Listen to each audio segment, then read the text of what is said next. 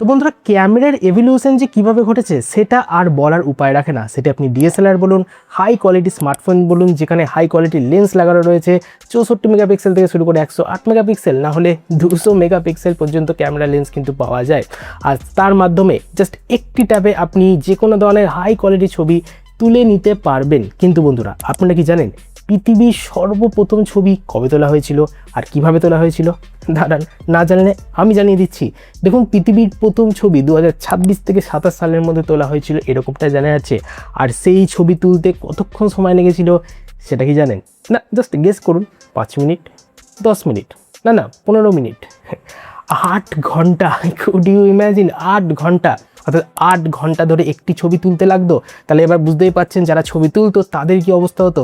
এই কারণে আপনারা দেখতে পারবেন পুরোনো ছবিতে যারা ছবি তুলতো তাদের মুখে কোনো ধরনের এক্সপ্রেশন থাকতো না, কারণ 8 ঘন্টা ধরে হেসে থাকা তো প্রায় অবাক করার বিষয়। তবে এটা কিন্তু খুব ইন্টারেস্টিং ফ্যাক্ট যে আগেকার সময় ছবি তুলতে 8 ঘন্টা সময় লাগতো। আর সেখান থেকে বন্ধুরা আমরা কোথায় চলে এসেছি? একটা ট্যাপেই ছবি জাস্ট আপনার স্মার্টফোনে। এই ফ্যাক্টটা বেশ ইন্টারেস্টিং, আমার তো বেশ ভালো লেগেছে। তবে আপনাদের কেমন লাগলো অবশ্যই কমেন্ট সেকশনে গিয়ে জানাতে পারেন। আর এই ধরনের ইনফরমেটিভ ভিডিও আরও শর্ট ফরম্যাটে পেতে হলে চ্যানেলটিকে সাবস্ক্রাইব করতে পারেন।